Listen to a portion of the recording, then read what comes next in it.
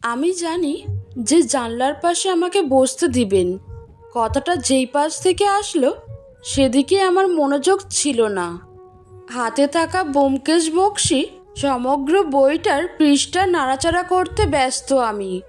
মেয়েলি কণ্ঠ, তার উপর মেয়েটির অদ্ভুত কথা শুনেই তাকিয়েছি তার দিকে। কথাটি শেষ হয়ে গেলেও মেয়েটির চেহারায় এখনো হাসির আভা লেগে আছে। মূলত কথাটা বলার সময়ই হেসেছিল সে, যার শীতল শব্দ এখনো কানে বাজছে। মেয়েটির চেহারার দিকে তাকিয়ে যা বুঝলাম, সে কথা বলতে না চাইলেও আমার জায়গায় অন্য কেউ হলে জোর করে হলেও তার সাথে কথা বলতে চাইবে। তাও ওদিকে তেমন সাড়া দিলাম না। এক প্রকার বলা যায় তার হাসি মাখা মুখকে এড়িয়ে গেলাম। এর একটা কারণ হচ্ছে আমার টিকিট অনুযায়ী আমি জানলার পাশের সিটটাতে বসেছি। আমার বাম পাশে আরও একটি সিট রয়েছে। হতে পারে এই সিটটা মেয়েটিরই হবে। আমার তার সাথে কথা না বলার অনাগ্রহটা যখন প্রকাশ করেছি, ভাবছি এতে তার খারাপ লেগেছে। নিজের মধ্যেই কেমন যেন আফসোস লাগতে শুরু করেছে।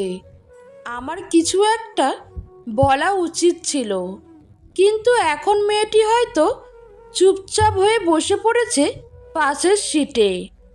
নিজে নিজে আগ বাড়িয়ে কথা বলার অভ্যাসটা আমার কখনো ছিল না, কিন্তু এখন ইচ্ছা করছে নিয়মটা বদলে দেই। তার সাথে আগ বাড়িয়ে কিছু একটা বলি। বইয়ের পৃষ্ঠা নাড়াচাড়া করতে করতে যখন ফের বাম পাশে তাকিয়েছি, তখন দেখলাম মেয়েটা সেই হাসি মাখা মুখ নিয়ে এখনো দাঁড়িয়ে আছে। তার সাথে আমার আচরণটা সুন্দর হয়নি এই ভেবে যখন কিছু একটা বলতে চাইলাম, তখন সে ফের বলল, কি জানাবো, খুব ব্যস্ত হয়ে পড়েছেন দেখি কেস নিয়ে। তা কেউ কি কিছু চুরি করে নিয়ে গেল নাকি? কথাটা বলেই মেয়েটা আবারও একটা হাসি দিল। হাসিটা এবার সচক্ষে দেখতে পেলাম। অদ্ভুত রকমের মেয়েটার হাসি। পুরো শরীরে যেন এক শীতল হাওয়া বয়ে গেছে। আমতা আমতা করে বললাম, না মানে বসতে পারেন চাইলে জানলার পাশে। মেয়েটা ফের হেসে বলল, কি মশাই, দেখলেন তো আমি যা বলছিলাম তাই সত্যি হয়েছে। তা বললেন না তো? ফের প্রশ্ন দেখে বসা হতে উঠতে উঠতে বললাম, না না, তেমন কোনো ব্যাপার নয়। আসলে আমাকে থামিয়ে দিয়ে মেয়েটি ফের বলল, ব্যোমকেশ বক্সী আপনার পছন্দের বই, তাই তো? জি, একদম।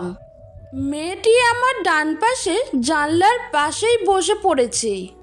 আমি আমার সিটে বসেই বইয়ের পৃষ্ঠা আবারও নাড়াচাড়া করছি। তবে এইবার পৃষ্ঠার পাতায় মন বসছে না। এটাই বোধহয় নিয়ম। পাশে কোনো সুন্দরী মেয়ে বসলে বোধহয় বইয়ের পৃষ্ঠা তার দিকে আকৃষ্ট করতে পারে না। আমার কিছু বলার আগেই মেয়েটি বলল, জানেন, জানলার পাশে না বসলে আমার ভালো লাগে না। গাড়ি চলা অবস্থায় রাস্তার পাশের যে প্রকৃতি দেখি তা আমায় টানে। মনে হয় তাদের সাথে আমার যুগ যুগ ধরে সম্পর্ক। তারা যেন ডাকে আমায়। মেয়েটার কথা শুনে বেশ কিছুটা অবাক হয়েছি। প্রকৃতির রূপ বুঝতে পারা মানুষের সাথে আমার কম সাক্ষাৎ হয়েছে। এই মেয়ের চেহারা দেখে মোটেও বোঝার উপায় নেই যে সে প্রকৃতিপ্রেমী।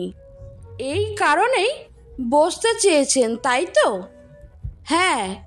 আচ্ছা, আপনি কোথায় যাবেন? দূরে কোথাও? দূরে বলতে ঢাকায় নামবো। আপনিও কি ঢাকা যাবেন নাকি? মেয়েটা আমার কথার প্রত্যুত্তরে বলল, আমার ঠিক নেই, যেখানেই ভালো লাগবে নেমে পড়ব।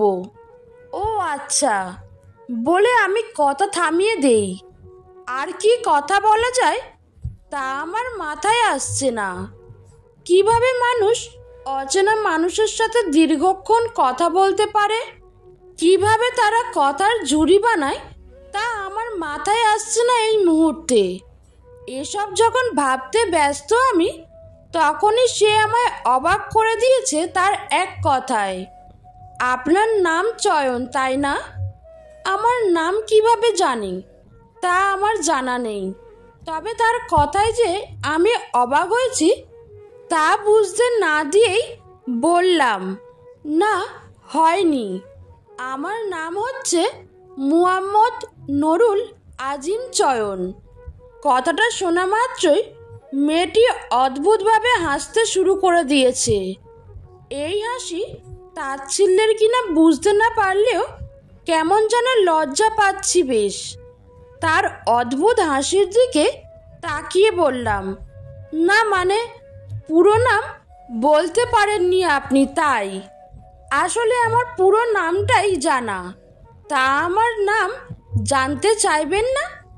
মেয়েটা এই কথা বলা মাত্রই নিজের ভিতর কেমন যেন আফসোস লাগতে শুরু করছে। কেন এতক্ষণ তার নাম জিজ্ঞাসা করলাম না? এতক্ষণ কথা বলার জন্য কিছু খুঁজে পাচ্ছিলাম না, অথচ নাম জিজ্ঞেস করার পয়েন্টটাও মনে ছিল না। দুঃখিত আমি। আসলে, আচ্ছা, আপনার নামটা কি? প্রশ্নের প্রত্যুত্তরে যখন মেয়েটি কিছু বলতে চাইবে ঠিক তখনই তাকে থামিয়ে দিয়ে বললাম, থাক, আমি গেস করি তো কী নাম হতে পারে। মুখে হাত দিয়ে বসিয়ে ভাবতে ভাবতে বললাম, নিশ্চয়ই আপনার নাম হতে পারে মায়া। অর্থাৎ চেহারার সাথে যদি মিলিয়ে কেউ নামকরণ করতে যায় তবে অবশ্যই আপনার নাম মায়া হওয়া উচিত ছিল। আমার এমন কথা শুনে মেয়েটি ফের হাসতে শুরু করেছে। এই হাসি যেন থামার মতো না।